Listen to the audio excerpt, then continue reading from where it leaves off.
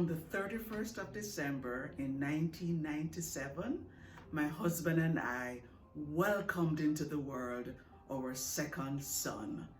He was born in Jamaica at the Nuttall Hospital, and he weighed 8.5 pounds. After being in labor from about 2 a.m. that morning, when he arrived at about 7:20 a.m., and when the doctor declared that he was a healthy, bouncing baby boy, we were happy, we were delighted, we were joyous, and we were tired.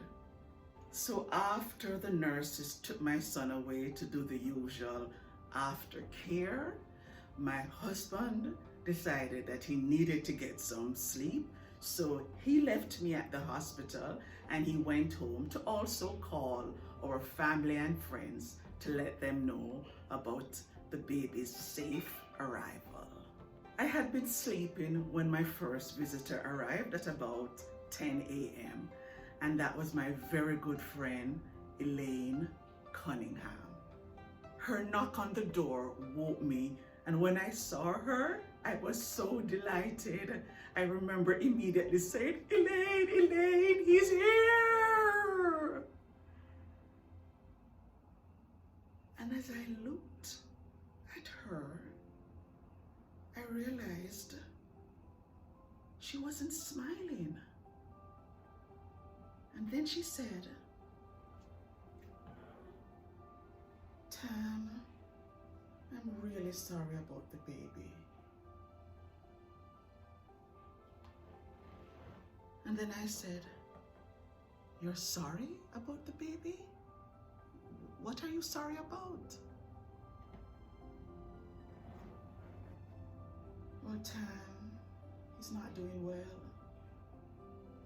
They have him in a respirator."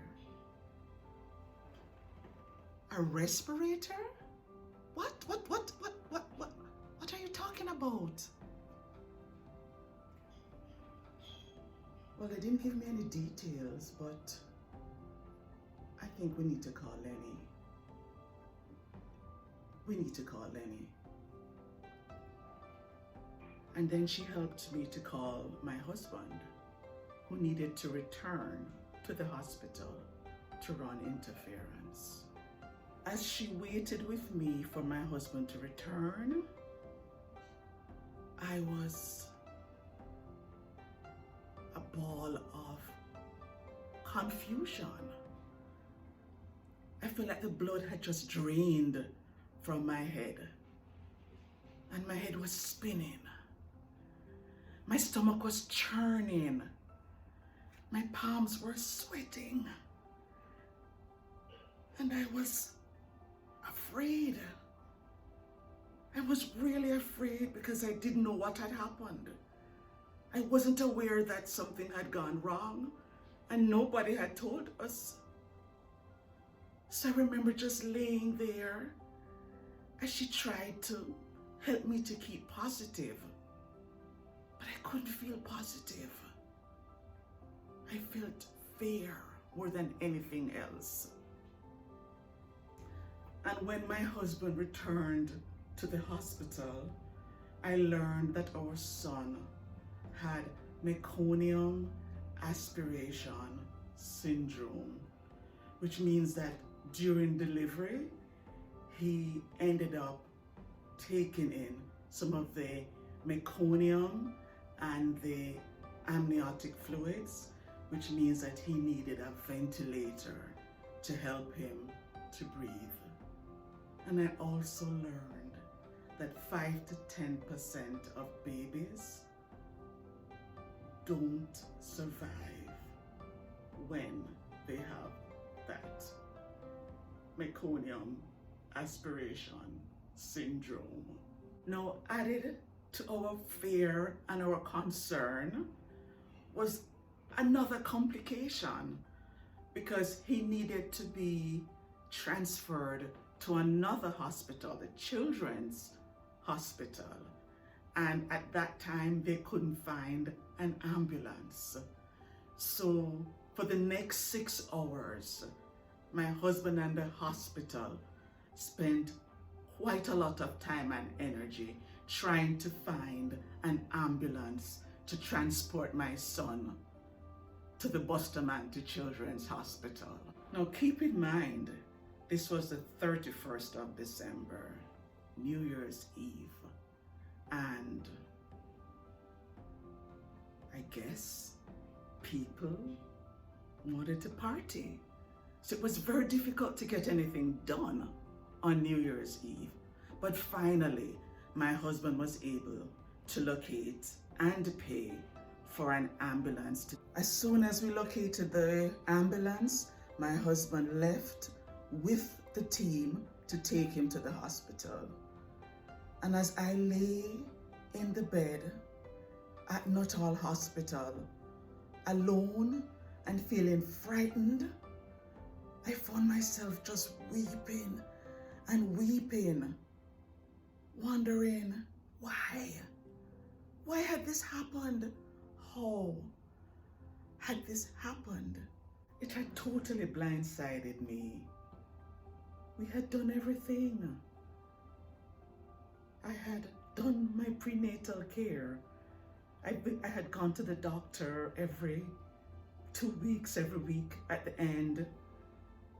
I had eaten healthily for once. Okay, well, I had a lot of chocolate too, but I had done what I thought was the right thing.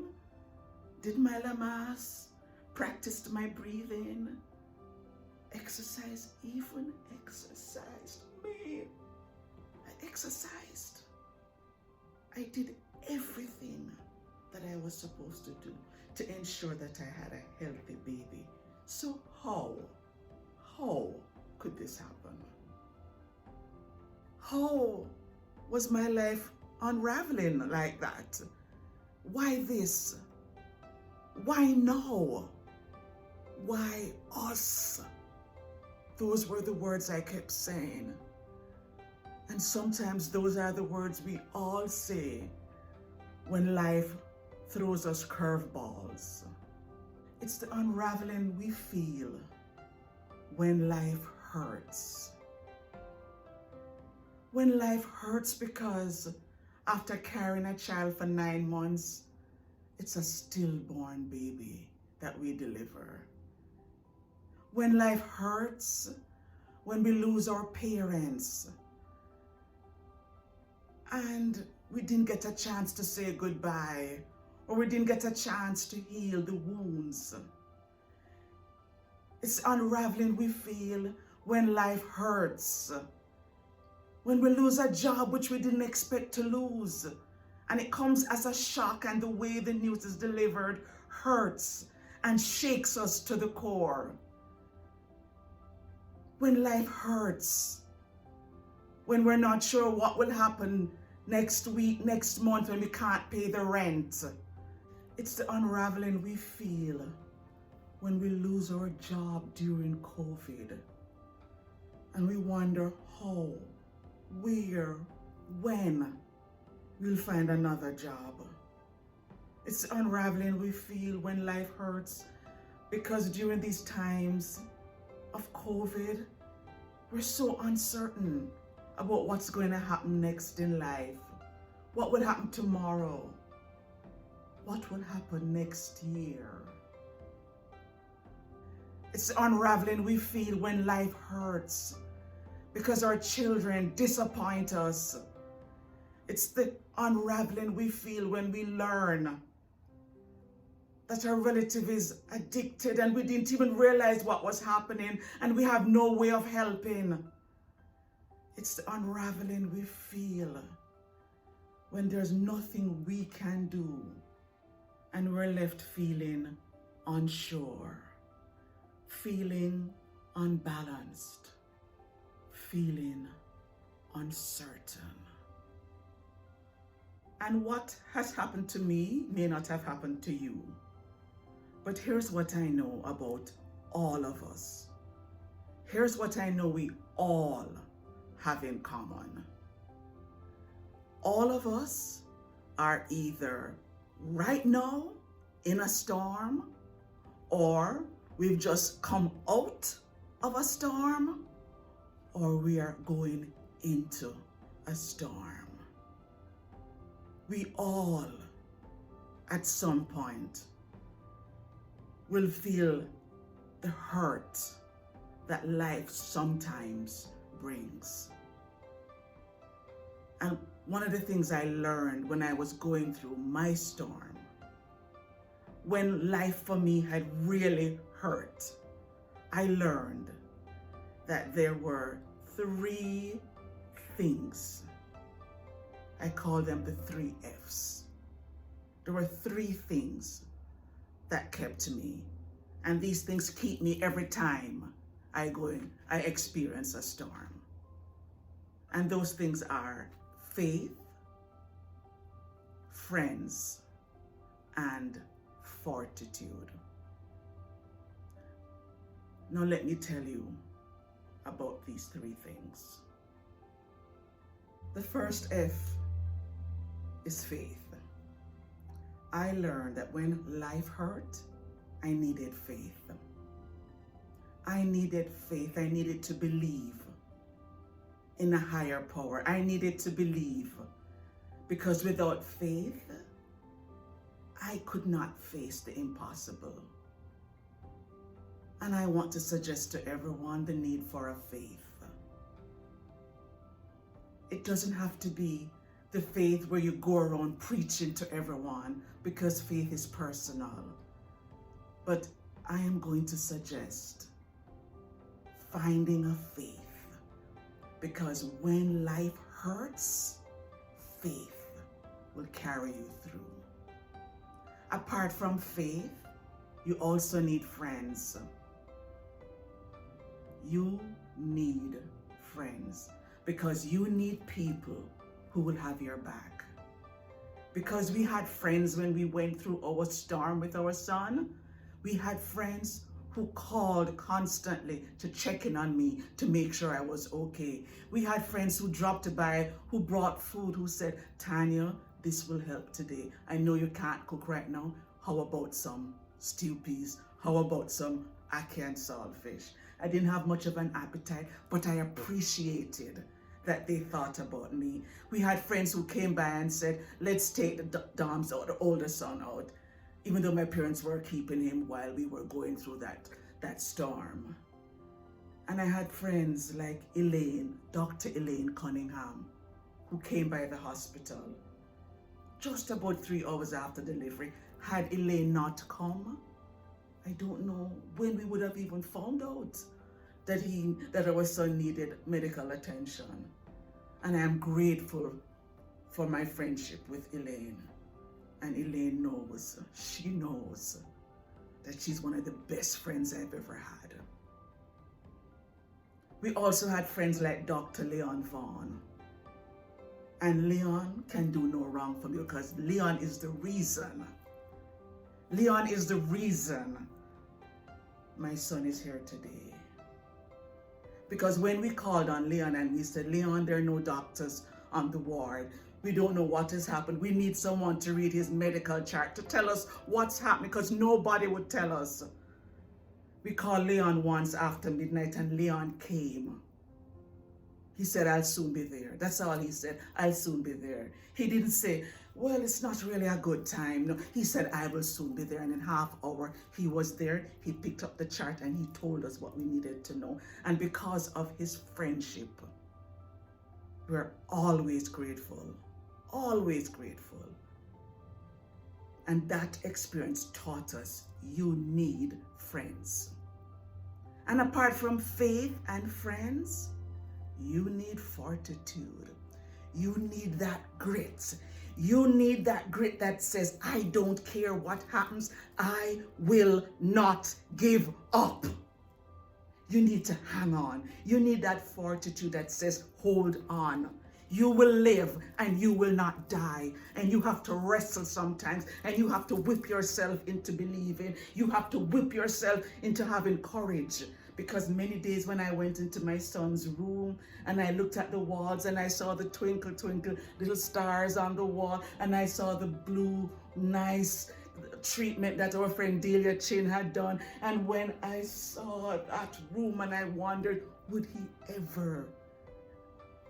ever come home? Fortitude kept me. Fortitude kept me holding on. And you need fortitude when life throws you those curveballs and when life hurts. So in conclusion, let me remind you, we all will face storms at some point in our lives. But if you have faith, friends, and fortitude, you will survive those storms. But rather than waiting to face the storms and trying to find faith, friends, and fortitude, how about starting that now? Find a faith, phone your friends, and fight for fortitude. I cannot even describe to you the joy we felt on day 10 when we said goodbye to the hospital and to the brave, courageous, skillful nurses. And after we presented them with a blood pressure monitor, which the ward really needed, and my husband felt it was the least we could give to the nurses and to the hospital for doing such a great job of keeping our son alive, we went home grateful. And that boy who spent the first 10 days of his life in an ICU unit, fighting for his life, fighting to breathe on his own, fighting to survive. That boy turns 23 next month. And I am grateful every single day. So I want to encourage you, if you are going through a storm, no matter how rough the waves are, no matter how much you feel tossed and turned, and no matter how much life hurts, remember, hold on. Hold on. It will get better. Hold on. And no matter what you do, because sometimes you will feel angry, sometimes you will feel sad, sometimes you will feel discouraged, sometimes you will feel hopeless, but no matter what, hold on and don't give